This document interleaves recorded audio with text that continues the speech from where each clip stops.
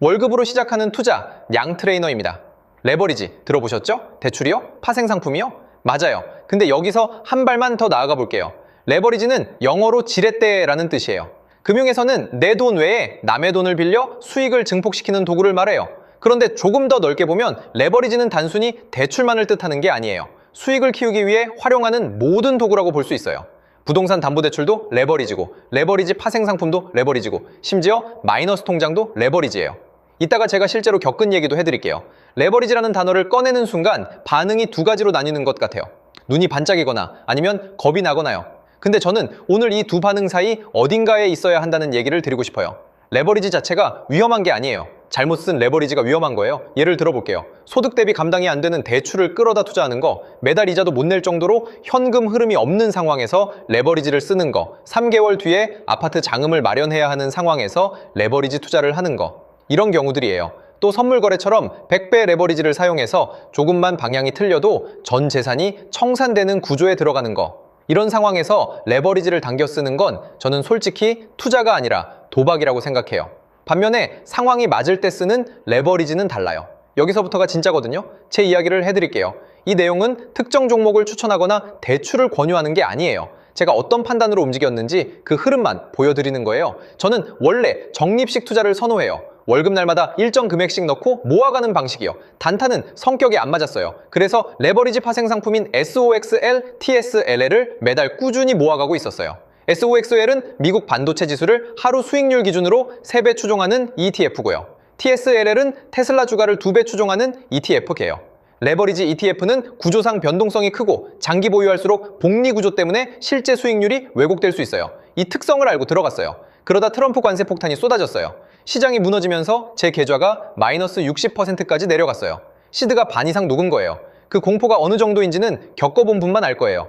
이 공포 속에서 대부분의 사람들은 두 가지를 해요. 팔거나 아니면 아무것도 못하거나요. 저는 그 시점에 마이너스 통장을 사용했어요. 4천만 원을 끌어왔어요. 그리고 미국 레버리지 파생상품과 성장주 위주로 담았어요.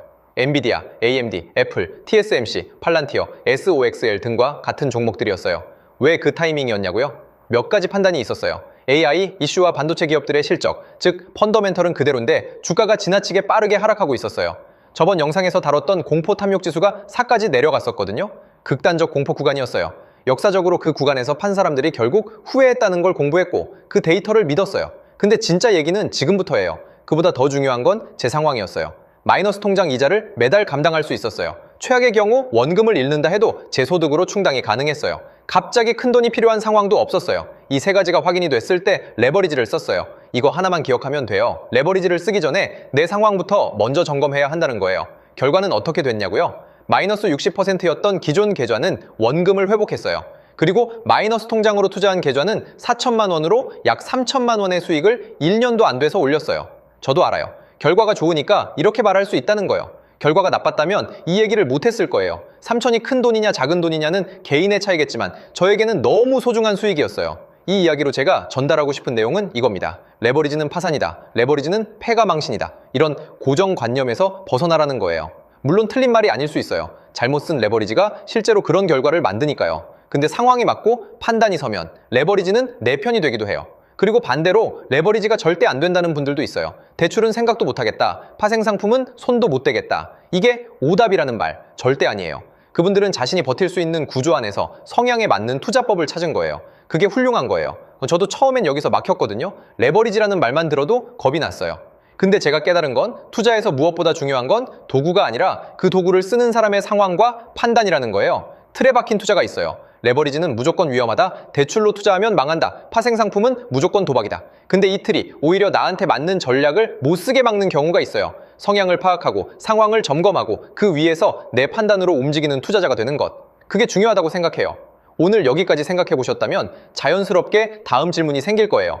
그럼 나한테 맞는 투자 구조는 뭘까? 그 흐름 계속 가져가고 싶다면 구독해 두시면 됩니다.